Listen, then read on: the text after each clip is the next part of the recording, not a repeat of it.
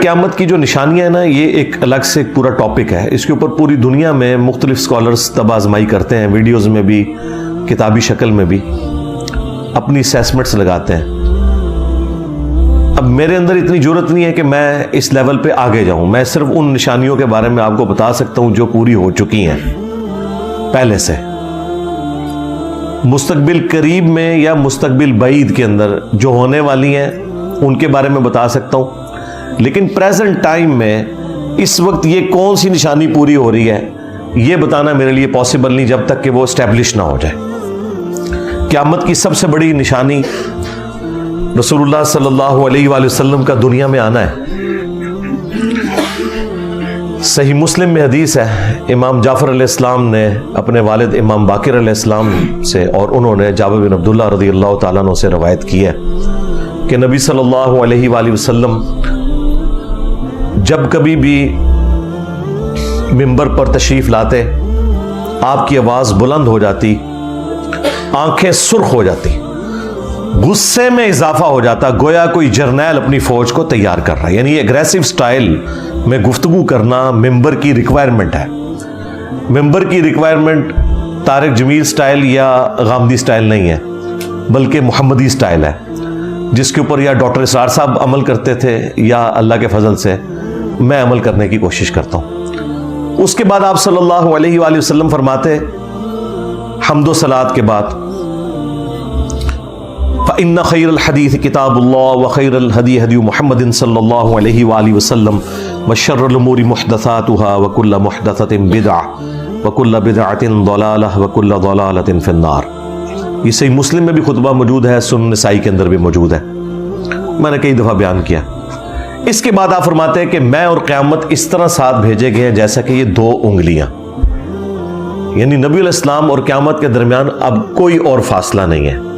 हालांकि 1500 साल गुजर चुके हैं। अब मुझे बताएं, जब सहाबा किराम ये बात सुनते होंगे तो उनके दिमाग में तो होगा 50-60 नहीं तो 100 साल बाद क़यामत आ ही जाएगी।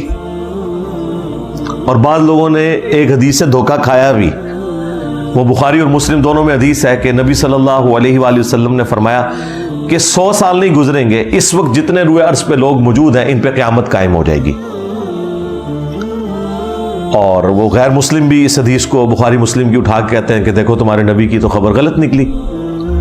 हालांकि उसके कई एक तुरुक मौजूद हैं बुखारी मुस्लिम में, और उसमें एक तरीक के अंदर अब्दुल्ला इब्न उमर रज़ियल्लाहु ताला अन्हु, हालांकि वो 100 साल पूरे होने से पहले ही शहीद हो गए 74 हिजरी में, नबी इस्लाम की वफात के बाद 63 ईयर्स तक जिंदा रहे। अभी 100 साल पूरे नहीं हुए। या तो होता ना कि 100 साल पूरे हो जाते तो फिर आप कहेंगे अब्दुल्ला बिन उमर ने तावील कर दी, बातिल नहीं, अभी 40 साल पड़े हुए हैं।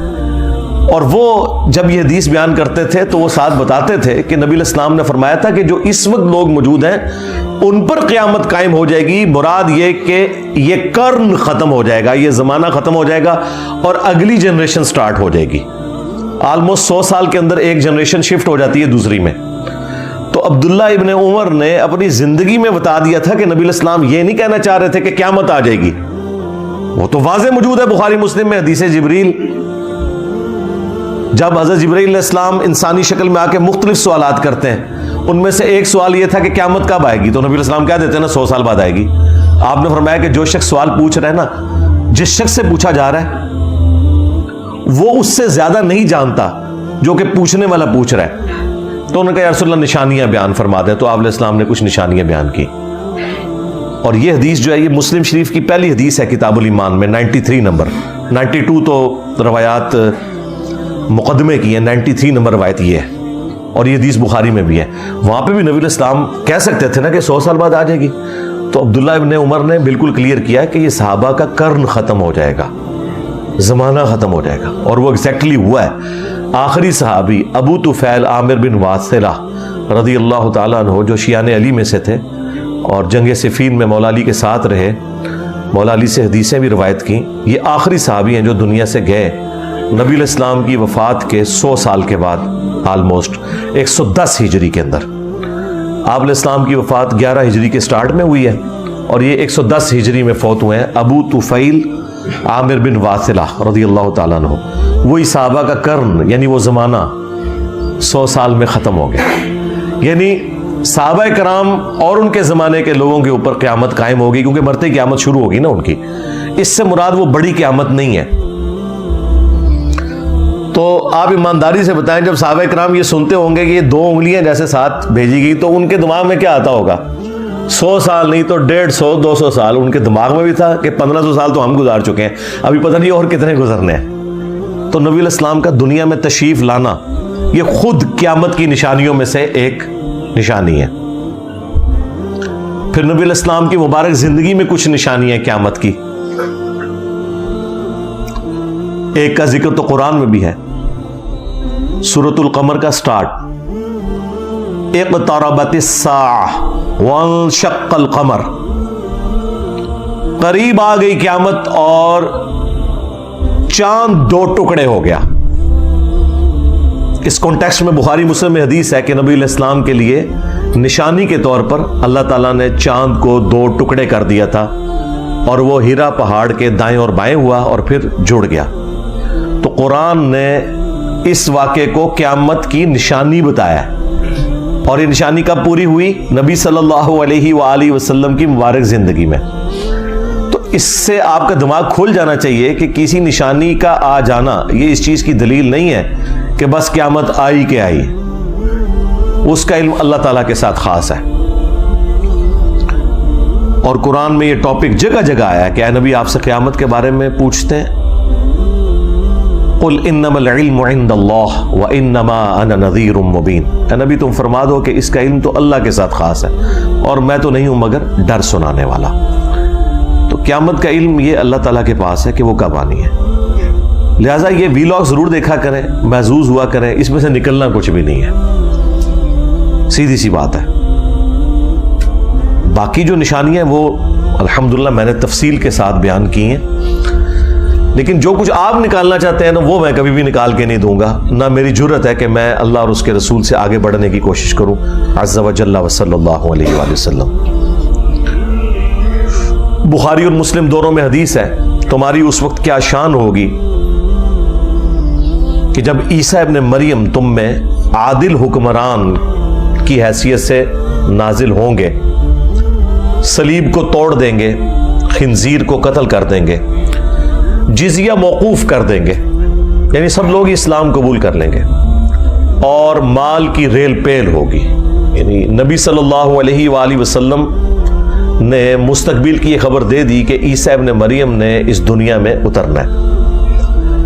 ईसा इब्न मरियम के बारे में उम्मत का ये इजमाई अकीदा है, सुन्नी हो शिया हो,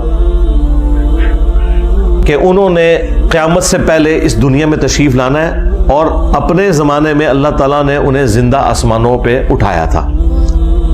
इस हवाले से मैंने तफसीली वीडियो रिकॉर्ड करवाई भी है, मैं आज उस तफसील में नहीं जाऊंगा वरना टॉपिक और तरफ निकल पड़ेगा।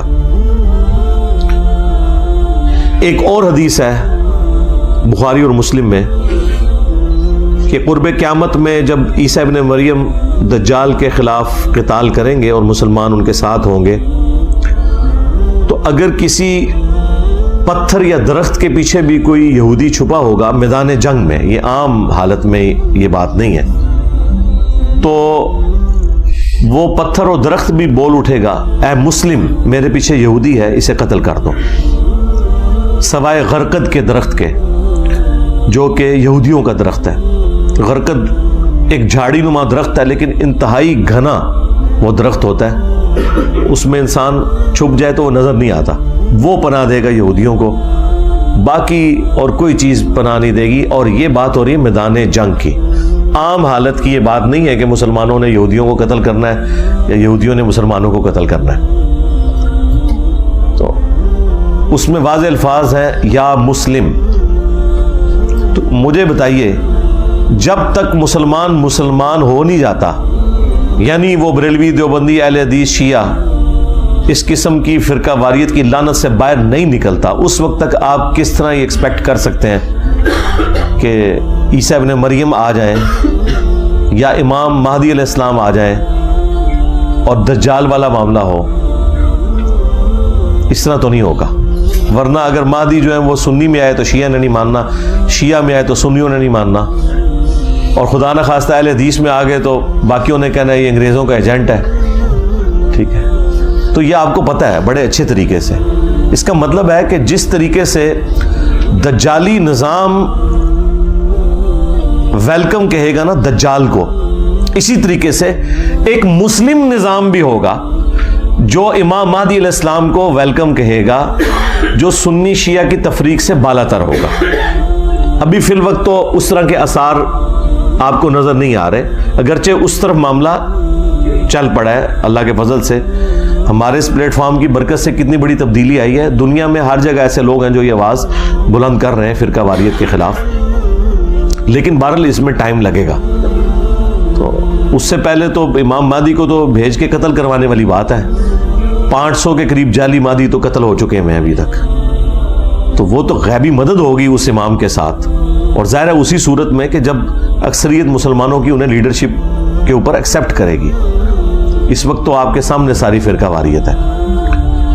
तो इस तरह की जो अहादीस है उनके साथ ये वाला जो पहलू जुड़ा हुआ है ना, इसके ऊपर मेहनत करने की ज़रूरत है। वैसे लोगों को ख्वाबों की दुनिया में रखना और ये कहना कि मुसलमान बिल्कुल यूनाइट है, ऐसा तो नहीं है। आपको भी पता है क्या सूरत हाल है मुसलमानों की। दज्जाल के हवाले से बुखारी और मुस्लिम में दर्जनों अहादीस हैं, खुसूसन मुस्लिम शरीफ के अंदर तो बड़ी तफसील के साथ। यानी ज़ख़ीरे अहादीस में जितनी अहादीस सही मुस्लिम के अंदर दज्जाल वाले चैप्टर में आई हैं और किसी किताब के अंदर नहीं आई हैं। ये आपको कंबाइंड फॉर्म में मिशकातुल मसाबी के अंदर 3री जिल्द के अंदर आपको ये सारी अहादीस एक ख़ास तरतीब के साथ मिल जाएंगी। मिशकात को मैंने इंसाइक्लोपीडिया ऑफ हदीस डिक्लेयर किया है। ये आज से ऑलमोस्ट 700 साल पहले ये किताब फाइनल हुई है। इसके तारुफ पे मैंने पूरी वीडियो रिकॉर्ड करवाई है, वो आप देख लीजिएगा। बहरहाल ये अहले सुन्नत की मेन स्ट्रीम की जितनी किताबें हैं, बुखारी से लेके इब्न माजा तक, इसके अलावा भी और किताबों के समझ लें नोट्स हैं, उसमें जो 3री जिल्द में ऑलमोस्ट 57 के करीब अहादीस सिर्फ दज्जाल और नज़ूल ईसा से मुतालिक हैं। वो आप पढ़ें, इंशाल्लाह आपको ओवरऑल एक ब्लूप्रिंट सामने आ जाएगा इस हवाले से। मैं तो इसमें से जो कंक्लूजन है वो आपके सामने रख सकता हूँ कि हमने क्या करना है। यानी सबकी तो ये ख्वाहिश है ना कि उस फितने से बचें। उसके लिए नबी सल्लल्लाहु अलैहि वसल्लम ने जो इरशाद फरमाया वो मैं आपके सामने रख दूंगा, यही चीज़ है। इससे ज़्यादा हम क्या कर सकते हैं, और इससे ज़्यादा की ज़रूरत भी नहीं है। खामखा इसके ऊपर एक हंगामा खड़ा करके और अपनी तरफ से चीज़ें ऐड करके लोगों को अपने ख्यालात का असीर करना, ये बड़ी सख्त ज़्यादती वाली बात है। उसकी वजह से फिर अहादीस वाला मामला तो बैकफुट पे रह जाएगा। दजल अरबी जुबान में कहते हैं धोखे को, झूठ के लिए भी इस्तेमाल होता है। और ये जो दज्जाल है इसे अल मसीह खुद दज्जाल कहा गया है, यानी झूठा मसीह। सच्चे मसीह कौन है? ईसा इब्न मरियम अलैहिस्सलाम। और झूठा मसीह कौन है? अल मसीह दज्जाल, जो बिल्कुल क़ुर्ब क़यामत में आएगा। तो इसका मतलब यह है कि वो एक धोखा है इंसानियत की आजमाइश के लिए। यहूदियों के यहाँ ये चीज़ मौजूद है। उनकी पूरी हिस्ट्री में आपको अंबिया कराम अलैहिस्सलाम के हवाले से बड़ी तफसीलात मिलेंगी, और ये उनका एक समझ लें एक शगफ है अंबिया कराम अलैहिस्सलाम के बारे में सारा ये नॉलेज रखना। उनकी किताबों में प्रोफेसीज भी मौजूद हैं। उनमें से जो सबसे बड़ी प्रोफेसी जिसके ऊपर ये इसराइल भी कायम किया है इन लोगों ने, वो ये है कि क़ुर्ब क़यामत में एक मसाया आएंगे जिन्होंने पूरी दुनिया के ऊपर हुकूमत कायम करनी है।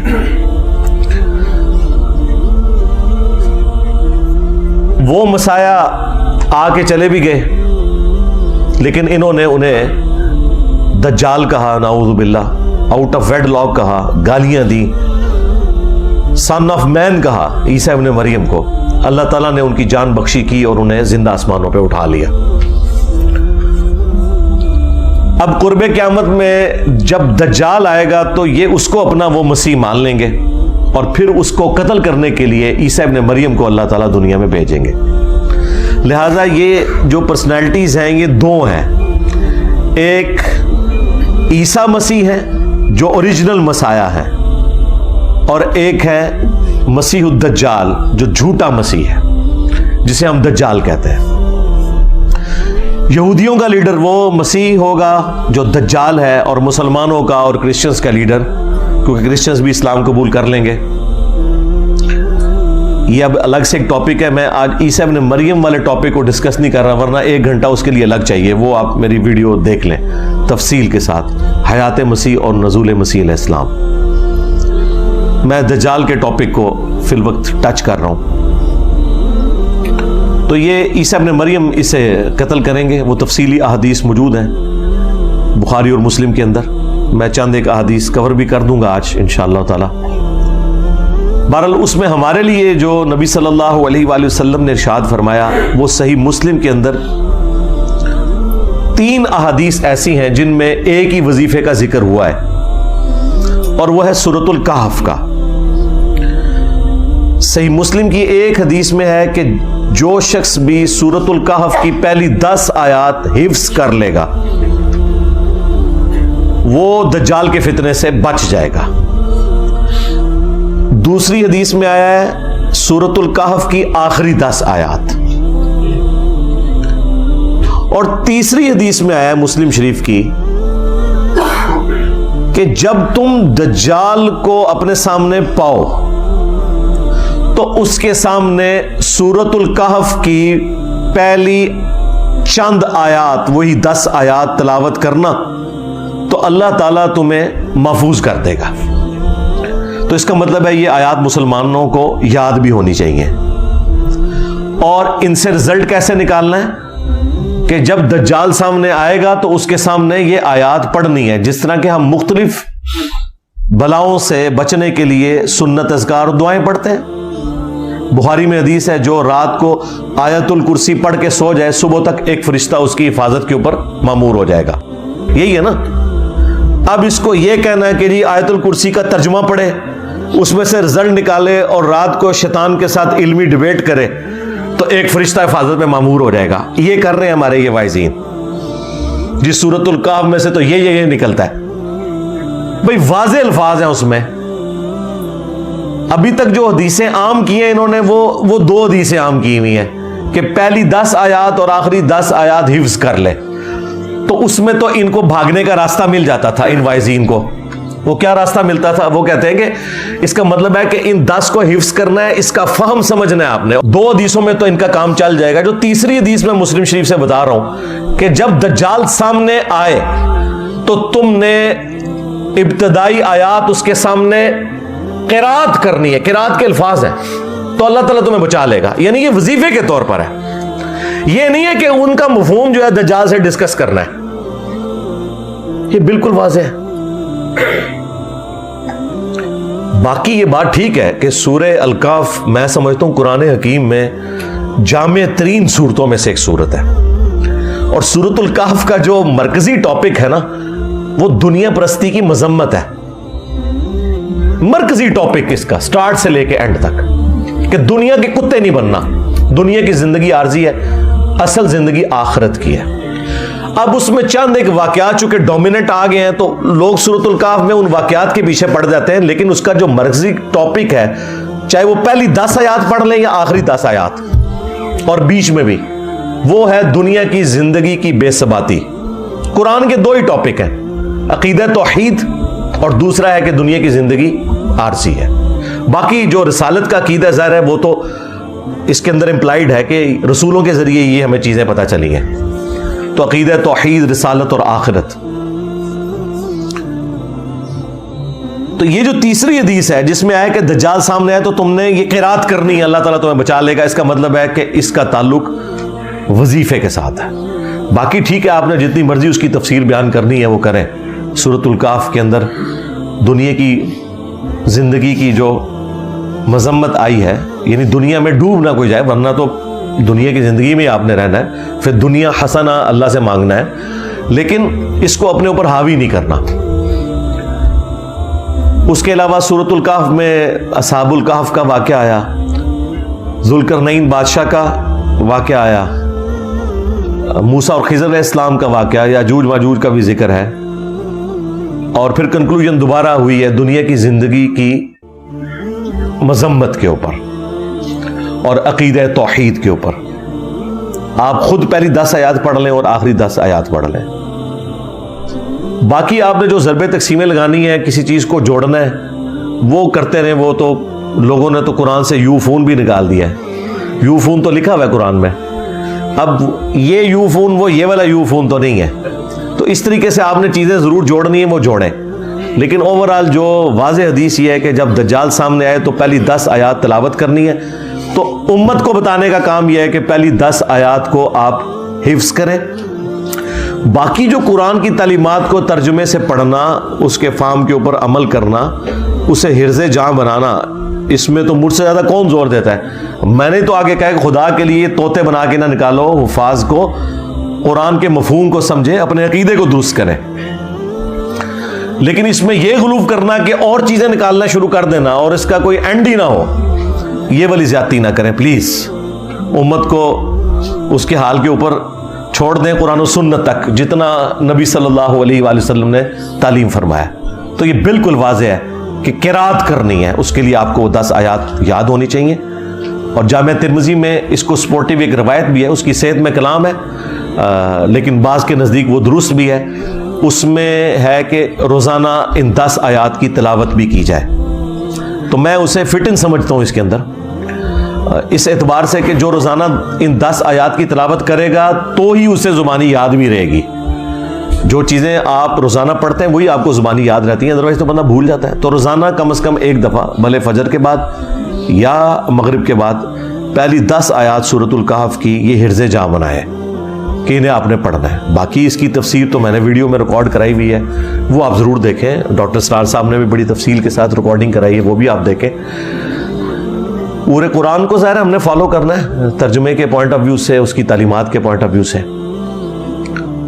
और बुखारी मुस्लिम में एक और हदीस है जिसमें नबी सल्लल्लाहु अलैहि वसल्लम ने हर नमाज में हमें हुक्म दे दिया है कि 4 चीज़ों के शर से आपने अल्लाह की पनाह तलब करनी है नमाज के तशहुद के अंदर। अल्लाहुम्मा इन्नी अऊज़ु बिका मिन अज़ाबि जहन्नम व मिन अज़ाबिल क़ब्र व मिन फितनतिल महया वल ममात व मिन शर्रि फितनतिल मसीहिद दज्जाल। यानी जहन्नम के अजाब के अगेंस्ट, कब्र के अजाब के अगेंस्ट, जिंदगी और मौत के फितने के अगेंस्ट और झूठे दज्जाल के फितने से बचने के लिए हर नमाज के तशहुद में आपने ये दुआ मांगनी है। तो ये 2 वज़ाइफ हैं भाई। सूरतुल कहफ की पहली 10 आयात रोज़ाना पढ़ें, याद करें, और खुदा न खास्ता कभी दज्जाल का सामना हो जाए तो उसके सामने इसको आप तिलावत करें तो अल्लाह ताला आपको महफूज रखेगा। और दूसरा यह है कि हर नमाज के हर तशहुद के अंदर आप जहाँ और दुआएं मांगते हैं वहाँ पे ये दुआ भी आपने मांगनी है। और ये दुआ तो इतनी अहम है क्योंकि बुखारी मुस्लिम में अल्फाज हैं कि नबी अलैहि सलाम हुक्म देते थे ये दुआ मांगने का। तो मुस्लिम शरीफ में एक रवायत इमाम मुस्लिम लेके आए हैं कि जो ताऊस ताबई थे इब्न अब्बास के शागिर्द, उनको ये पता चला कि उनके बेटे ने तशहुद में ये दुआ छोड़ दी है। तो उन्होंने उसे बुला के कहा कि ये दुआ तशहुद में मांगो वरना अपनी नमाज ही दोबारा पढ़ो। यानी इस लेवल तक ताबीन इस दुआ का एहतमाम करते थे। बाकी दुआएं भी मांगे, रब्बना आतिना फिद दुनिया हसना व फिल आखिरति हसनतम व क़ीना अज़ाबन नार। असहाबुल कहफ की दुआ जो मेरा भी वजीफ़ा है, जो पहली 10 आयात में आती है सूरतुल कहफ की, 10वीं आयत यही है, रब्बना आतिना मिन लदुनका रहमा व हय्यि लना मिन अमरिना रशदा। और इसका तर्जुमा भी आपके ज़हन में होना चाहिए, तो वो आपके ऊपर वो कैफियत तारी होगी, रब्बि जअलनी मुक़ीमस्सलाति व मिन ज़ुर्रिय्यती रब्बना व तक़ब्बल दुआ। ये वाली दुआ भी, जितनी कुरानी दुआएं हैं वो आप मांगे तशहुद के अंदर। वो तो बुखारी मुस्लिम में हदीस है, जब तशहुद पढ़ चुको दुरूद शरीफ तो जो चाहो अपने रब से मांगो। तो जितनी सुन्नत दुआएं कुरान और सुन्नत के अंदर जो दुआएं मासूरा आई हैं वो आप सारी की सारी मांगा करें। वो आपका अपना एक शगफ है कि, लेकिन ज़ाहिर है कि नफली इबादत के लिए फ़र्ज़ नमाज को आपने इतना लंबा नहीं करना कि लोगों के लिए तकलीफ बन जाए। अपनी नफली नमाजों में जितनी मर्जी दुआएं मांगे। तो ये 2 वज़ाइफ हैं जी जो मैंने आपको बता दिए। तीसरा वजीफा जो मैंने डिडक्ट किया है, इस तरह का कोई डिडक्ट करे तो वो बिल्कुल दुरुस्त है, और वो है कुरान और सुन्नत की तालीमात को पढ़ना, उस पर अमल करना और उसी को फाइनल अथॉरिटी मानना, किसी बाबे की बात को ना मानना। यह भी वो वजीफा है जो आपको दज्जाल से बचाएगा। आप सोच रहे हैं कि कैसे? जी, बुखारी मुस्लिम में लिखा हुआ है कि जब दज्जाल आएगा तो एक मोमिन उसके सामने खड़ा होगा। वो उसे कहेगा मैं तेरा रब हूं, मान मुझे। वो कहेगा कि मुझे नबी की हदीस पहुंची है कि तू दज्जाल है। वो कहेगा मैं तेरे 2 टुकड़े करके तुझे दोबारा जिंदा करूंगा, फिर तो मुझे रब मान लेना। मुर्दों को जिंदा करना तो रब का काम है। वो उसके 2 टुकड़े करेगा, उसके दरमियान चलेगा, फिर उसे जोड़ के दोबारा जिंदा कर लेगा। कितनी बड़ी आजमाइश है, यानी इंसानी तारीख में इतनी बड़ी आजमाइश किसी ने देखी होगी? वो जिंदा हो जाएगा, फिर वो उसे कहेगा हाँ सुना, अब बता। वो कहेगा कि तेरे इस अमल ने मेरे अकीदे में ही मजबूती की है, क्योंकि नबी इस्लाम ने यह भी फरमाया था कि एक मोमिन को कत्ल करके वो दोबारा जिंदा कर लेगा। तू दज्जाल है। देख ले, बाबों के मानने वाले तो पहले गिर पड़ेंगे। बाबी गए, हाँ, और जो किताबी होंगे, किताबों सुन्नत के मानने वाले, वो कहेंगे हदीस पहुंची है। मुझे बताएं ये मखलूक कहां पाई जाती है जो कहती है कि ये मेरे नबी की हदीस है, मैं कुछ नहीं मानता। और इनके सामने तो डेविड कॉपरफील्ड आ जाए तो ये गौसे वक्त उसे मान लेंगे। इनकी हालत तो ये इल्यूजन देख के गिर जाने वाले लोग हैं। सुन सुना के पागल हो गए हुए हैं। अगर इन्होंने कोई चीज देख ली तो इन्होंने तो सजदे में गिर पड़ना है दज्जाल के सामने। तो नबी इस्लाम फरमाते हैं उसके एक हाथ में आग होगी और एक में जन्नत होगी। वो जो आग होगी बेसिकली वो जन्नत होगी, और वो जो जन्नत जो है वो असल में आग होगी। तो वो दोबारा उसे कत्ल करने की कोशिश करेगा, कत्ल नहीं कर सकेगा। फिर वो उसे उठा के आग में फेंक देगा, यानी अपनी उस जन्नत के अंदर, जो ओरिजिनल जन्नत होगी लेकिन उसकी वो आग होगी। अपनी तरफ से आग में फेंकेगा और वो बंदा जन्नत में पहुंच जाएगा। और नबी इस्लाम ने फरमाया वो उस वक्त का सबसे बेहतरीन शहीद होगा, सैयदुल शुहदा होगा। यानी वो कलमा हक बुलंद करेगा ना, जो अल मुस्तदरक लिल हाकिम में हदीस है कि सैयदुल शुहदा हमजा इब्ने अब्दुल मुत्तलिब है, और हर वो शख्स सैयदुल शुहदा है जो जाबिर हुक्मरान के सामने कलमा हक बुलंद करे यहां तक कि उसे कत्ल कर दिया जाए। इसी वजह से हम हजरत हुसैन इब्ने अली को भी सैयदुल शुहदा कहते हैं। और वो शख्स भी उस वक्त का सबसे बेहतरीन शहीद होगा जो दज्जाल के सामने खड़ा होगा। ये तो उसे बुजुर्ग मांग लेंगे, हाँ, इन्होंने तो फौरन इसकी बुजुर्गी का इतराफ कर लेना। बुखारी मुस्लिम दोनों में हदीस है कि तुम्हारा रब काना नहीं है लेकिन दज्जाल काना होगा। अच्छा, ये बात जगह आपने तस्वीर देखी है, वो माथे पे आंख दिखाई हुई है, इस तरह का नहीं होगा दज्जाल। हाँ, दज्जाल की आंख अपनी जगह पे ही होगी, लेकिन एक आंख उसकी जो दाईं आंख है वो उभरी हुई होगी, यहां से वो काना होगा और एक आंख से वो देखेगा। आंखें दोनों होंगी लेकिन ये एक उभरे हुए अंगूर के गोशे के मानिंद उसका एक निकला हुआ ढेला होगा, आंख उसकी एक सलामत होगी, तो वो काना होगा। और तुम्हारा रब काना नहीं है। फिर नबी इस्लाम ने फरमाया कि उसकी दोनों आंखों के दरमियान काफिर लिखा होगा, लेकिन वो काफिर एब्रीविएशन के अंदर लिखा हुआ होगा, काफ फा रॉ। अरबी में चूंकि खड़ा जबर के लिए अलग से अलिफ लगाने की भी जरूरत नहीं पड़ती, तो काफ के ऊपर अगर आप खड़ा जबर लगा लें और फा के नीचे जेर और रॉ, काफिर यानी काफा रॉ लिखा होगा। और मुस्लिम शरीफ के अल्फाज हैं कि कोई अनपढ़ बंदा भी होगा ना, तो होगा अगर मोमिन, तो वो भी पढ़ लेगा ये काफिर लिखा हुआ है। हाँ, और इसमें मैं ऐड करने लगा हूं, ये है वो इज्तिहाद जो करने वाला कि कोई मुफ्ती भी हो अगर वो दुनिया का कुत्ता हुआ तो वो काफिर पढ़ नहीं सकेगा, क्योंकि वो तो शोभते से मुतासिर हो जाएगा। मुस्लिम शरीफ में बड़ी तफसीली हदीस है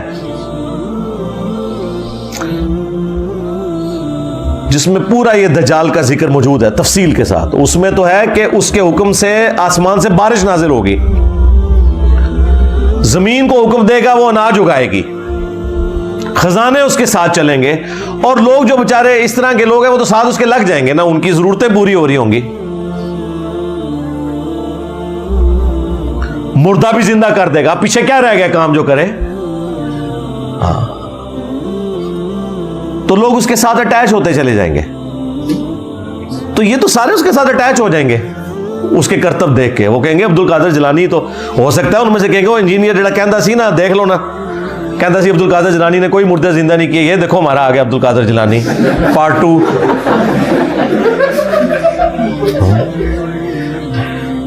इन लोगों की कोई हालत है जिनको आप कुरान और हदीस दिखाएं, ये लोग मानने के लिए तैयार नहीं होते। इन्होंने वो काफिर भी पढ़ के भी उसकी तावील कर जानी है। हो सकता है काफ से वो कश्फ समझ ले, हाँ, फा से फैज समझ ले, हाँ, और रा से रूहानियत समझ ले। तो बचेगा वही भाई जिसका ये नारा होगा कि मेरे नबी सा है ही कोई नहीं, तेरे बाबे थे शाही कोई नहीं, तेरा बाबा दज्जाल थे शाही कोई नहीं। तो जो करतबों से मुतासिर होने वाले लोग हैं वो तो गए, सीधी सी बात है। बचेगा वो जो कुरान और सुन्नत पे चलने वाला होगा, हाँ, इंशाअल्लाह ताला। बाकी नबी सल्लल्लाहु अलैहि वसल्लम की जो तफसीली अहादीस हैं वो आप मिशकात से खुद पढ़ लें। उसमें एक तमीमदारी वाली, वो जसासा वाली हदीस भी है, जो एक समुद्री सफ़र के दौरान एक जजीरे पर उन्होंने दज्जाल को जंजीरों में जकड़ा हुआ देखा था, और फिर नबी इस्लाम को पूरी तफसील बयान की। आप इस्लाम ने बाकायदा साहबा कराम को जमा करके कहा कि देखो मैंने जो निशानियां बताई थी इसको अल्लाह ताला ने वो दिखाया भी है। और इब्ने सय्याद के हवाले से भी मुस्लिम शरीफ में अहादीस मौजूद हैं, बुखारी में भी है। इब्ने सय्याद भी दज्जालों में से एक दज्जाल था, लेकिन वो जो बड़ा दज्जाल है वो ये नहीं था। इसके ऊपर इत्तफाक है। इसके ऊपर बाज़ लोग पूछ रहे होते हैं कि इब्ने सय्याद के बारे में, जब नबी इस्लाम को बाद में बता दिया गया कि ये वो वाला दज्जाल नहीं है, तो वो हदीस बिल्कुल वाज़ेह है कि वो दज्जाल बिल्कुल डिफरेंट है। क्योंकि बुखारी मुस्लिम दोनों में हदीस है कि क़यामत उस वक्त तक कायम नहीं होगी जब तक कि 30 झूठे दज्जाल ना पैदा हो जाए, जिनमें से हर एक दावे नबूवत भी करेगा। अब ये वाला दज्जाल भी दावे नबूवत से स्टार्ट लेके दावे खुदाई तक पहुंचेगा, क्योंकि ये मसीह तो कह रहा होगा ना अपने आप को। तो नबी इस्लाम फरमाया कि 30 झूठे दज्जाल आएंगे जो दावे नबूवत करेंगे। एक तो हमारा पिछली सदी में गुलाम कादियानी दज्जाल गुजरा है, यह भी दज्जालों में से एक दज्जाल था। यही हदीस अबू दाऊद और तिरमिजी में है। उसमें तो नबी इस्लाम ने फरमाया कि 30 झूठे दज्जाल दावे नबूवत करेंगे। अना खातमुन नबीयीन ला नबी बादी, मैं खातमुन नबीयीन हूं, मेरे बाद कोई नबी नहीं है। और मेरी उम्मत का एक गिरोह क़यामत तक हक पर कायम रहेगा, कोई नुकसान पहुंचाने वाला उन्हें नुकसान नहीं पहुंचा सकेगा, वो गालिब रहेंगे। इमाम बुखारी, इमाम मुस्लिम ने भी ये वाला हदीस का पोर्शन लिया है।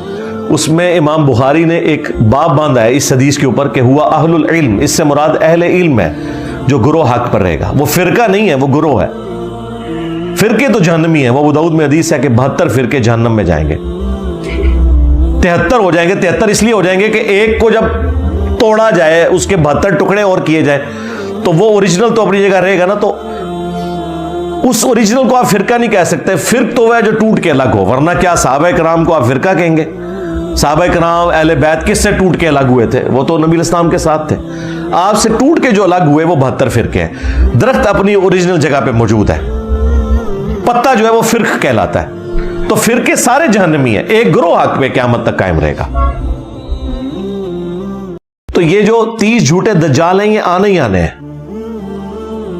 उनमें से जो सबसे बड़ा दज्जाल है वो आखिरी दज्जाल है, और जाहिर है उसके लिए एक सिस्टम तो होगा। ये कहना कि दज्जाल एक सिस्टम का नाम है, सिस्टम भी है वो सिस्टम जो कि इसको वेलकम कहेगा। और जाहिर है कि वो सिस्टम तो शुरू से एग्जिस्ट करता है, अपनी अब पीक को पहुंच गया है। जैसे ये साइंस की तरक्की हुई है, इसने तो दज्जाली सिस्टम को ज्यादा सपोर्ट कर दिया ना। जो लोग मटेरियल के मानने वाले हैं और मटेरियल को सब कुछ समझते हैं, तो उनके लिए तो साइंस ने फिजिकली तरक्की करके उनको दिखा दी है ना जी। दुनिया में जो इस वक्त आपको आसाइशें नजर आ रही हैं अपने इर्द गिर्द जितनी भी, ये ना तो अजमेर शरीफ वालों का कोई कमाल है, ना बगदाद शरीफ वालों का, ना बरेली शरीफ वालों का, ना देवबंद शरीफ का। साइंस ने जो कुछ आपको दिया है वो आपके सामने है, ये तो हम महसूस कर रहे हैं ना। मुसलमान क्या, काफिर क्या, कोई भी हो, साइंस की बरकत से आप फायदा उठा रहे हैं। ये जो आपको कह रहे हैं इसराइल की प्रोडक्ट्स का बाइकाट करें, सबसे पहले उस मौलवी का स्मार्टफोन छीन लें, तेरी ऐसी थी तैसी गल्ला कर दो। उसी फ्रांस से, उसी इसराइल से इनको डॉलर्स आए, चंदे वो कबूल कर लेते हैं और आपको कहते हैं उन मुल्कों में जाके रहना हराम है। बाइकाट करने के लिए कुछ कोल्ड ड्रिंक्स ही रह गए हैं। ये सारी मोबाइल कंपनियां, मोबाइल कनेक्शन ये नहीं आते, ऐसे जरूरत है तो बाकी चीजें भी तो बाकी लोगों की जरूरत है भाई। और यहां तो हमारा रोजगार इन चीजों के साथ जुड़ा हुआ है। बाइकाट एक चीज का करना है, वो शैतान है। चाहे वो जुम्मे वाले दिन आपको मेंबर पे नजर आए, चाहे आपके साथ हो हर वक्त, इसका बाइकाट करें आप, तो सब कुछ सीधा हो जाएगा। तो ये दज्जाली निजाम जो मटेरियल को सब कुछ समझता है, तो वो फिजिकली तो उन्होंने करके दिखा दिया ना। आप अपने कपड़े जो पहने हुए हैं, जूतियां पहने हुए हैं, इवन कुरान, बुखारी, मुस्लिम जो प्रिंट हुए हुए हैं, आपके कमरों में जो एयर कंडीशन लगे हुए हैं, कालीन बिछे हुए हैं, कोई एक चीज बता सकते हैं अपनी घड़ी से लेके बाल पॉइंट तक कि जिसमें साइंस के एहसानात ना हो? तो जाहिर है मटीरियल में अल्लाह ने ताकत रखी है, इंसान को अल्लाह ने ज़हन दिया। अब जिनकी एक आंख बंद है ना, वो तो मटीरियल को सब कुछ समझते हैं। वो कहते हैं इन्होंने तो सब कुछ करके दिखा दिया है, हमने कानून कुदरत दरियाफ्त कर लिए हैं, हमने अल्लाह ताला की हैंड राइटिंग को समझ लिया है, अब हम उन चीज़ों को यूज़ करके जो मर्जी करें, और वो करके दिखा भी रहे हैं। देखें, एक बंदे ने अपने दफ्तर में बैठ के आज से ऑलमोस्ट 125 साल पहले इमेजिनेशन में चीजें सोची हैं। आइंस्टाइन फिर मैथमेटिकल कैलकुलेशन करके आपको E=mc² का फार्मूला दे दिया कि मैस एनर्जी में कन्वर्ट हो सकता है, एनर्जी भी मैस में कन्वर्ट हो सकती है। उसकी बुनियाद के ऊपर एटम बम अगलों ने बना के बता दिया। सेकेंड वर्ल्ड वॉर खत्म ही नहीं होनी थी अगर एटम बम ना अमेरिका फेंकता। तो मुझे बताएं, आपके बुजुर्गों का हमने कश्फ का और वो रूहानी मामलात का क्या करना? कश्फ तो फिर हुआ है आइंस्टाइन के ऊपर।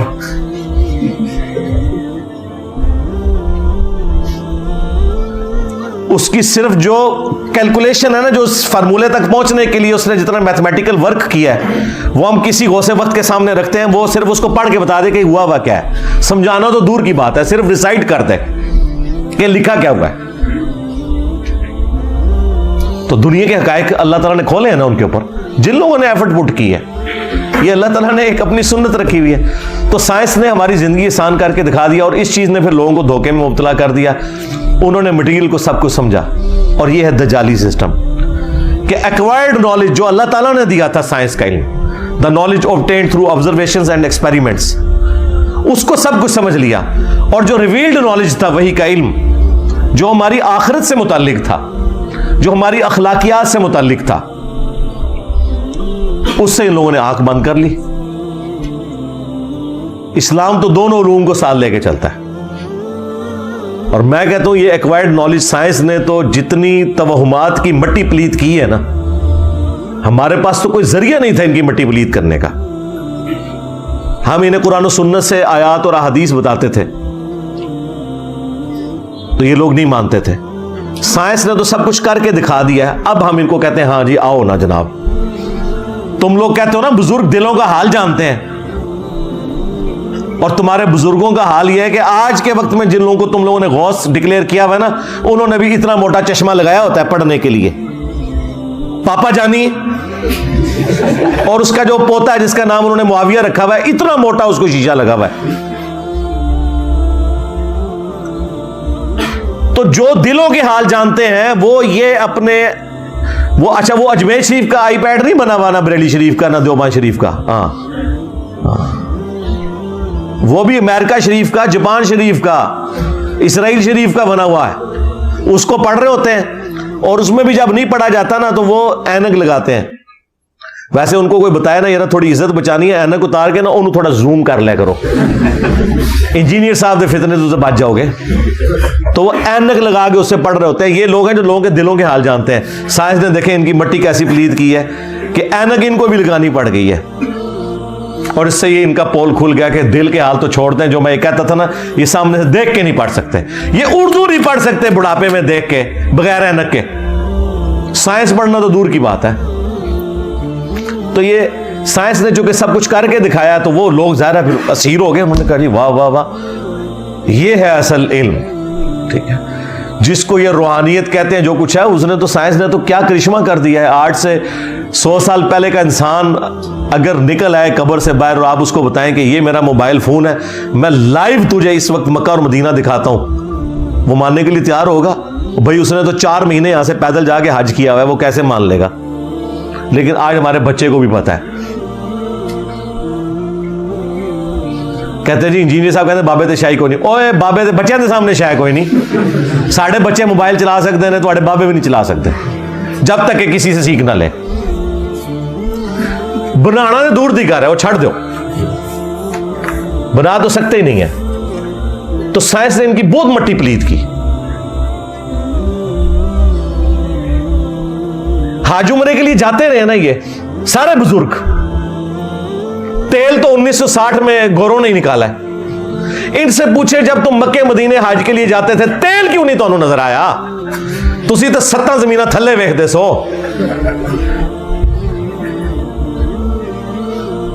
जी इंजन रोक लिया जी बाबा जी ने,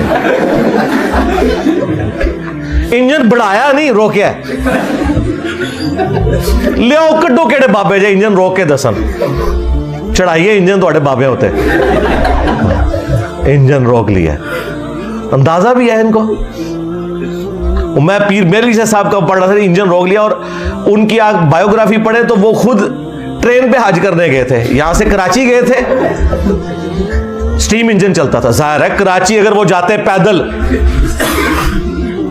उसकी बजाय ट्रेन पे, और वहां से फिर बहरी जहाज में गए थे। इंजन रोक लिया जी। तो साइंस ने तो कुछ नहीं छोड़ा, मैं कहता हूं जी इनका। इसलिए मैंने कई साल ये पहले कहा था कि ये जो आज का मॉडर्न दौर है ना, इसमें ये जो तुमने द्यो मालाई किस्से कहानियों वाला दीन लोगों को बताया ना, इसकी अब कोई गुंजाइश बाकी नहीं है। ये है ही फ्रॉड था। ठीक है, और ये ना समझिएगा कि ये मेरी थॉट्स है, हमारे ज़हन वाले लोग शुरू से एग्जिस्ट करते हैं। लेकिन चूंकि हुकूमतों के अंदर सूफिया के मानने वाले बैठे हुए थे, वो ऐसे लोगों को कत्ल करवा देते थे, उनकी आवाज को दबा दिया जाता था। यूट्यूब तो नहीं था ना। आज आप इमेजिन करें इंटरनेट यूट्यूब ना होता तो आप लोग यहां बैठे होते हैं। दुनिया के कोने कोने से आके यहां पे लोग मुझे मिल के जाते हैं। ये एक छोटे से कमरे में ही आवाज दफन हो जानी थी। ये तो अल्लाह ताला ने एक फैसला फरमाया है कि ठीक है, सही बात लोगों तक पहुंचे। अदरवाइज शुरू से लोग ये ऐसी बातें करते थे, उन्हें गुस्ताख कह के, कभी बागी कह के, कभी यहूद और नसारा के एजेंट कह के ये लोग मरवा देते थे। लेकिन हकीकत ये है कि बातें उन्हीं की कुरान और सुन्नत में निकलती हैं। जो ये कहते हैं वो कोई नहीं निकलता। कहते हैं जी निकलता है, देखें जी वो तख्ते बिल्कीस आ गया था। अच्छा जी तख्ते बिल्कीस आ गया तो रफ़ अल-इज़ान करना छोड़ दिए। कोई रफ़ अल-इज़ान शुरू कर देना उसे कहते तख्ते बिल्कीस आ गया। भाई तख्ते बिल्कीस दा रफ़ अल-इज़ान नाल के ताल्लुक। तो मैं तो इनको फिर ललकारा है कि ठीक है यार छड़ दो।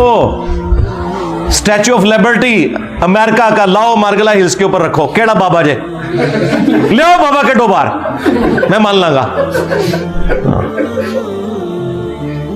हाँ तख्ते बिल्कीस वाला वाक्य वो हम मानते हैं।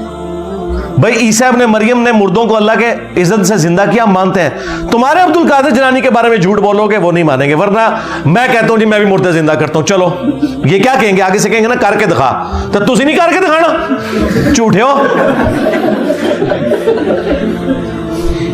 ये मेरे नीचे वो तख्त है, मैं कहता हूं नहीं मैं लेके आऊं जी पलक झपकने से पहले, चलो मनो, क्या कहेंगे, ले आके दिखाओ।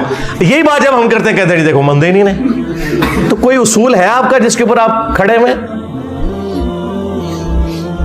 तो ये जो दज्जाली निजाम है ना, सिर्फ मटीरियल में बेस करना, उसके पीछे हमारे जो मजहबी तवहुमात है ना, उनका भी बहुत ज्यादा दखल है।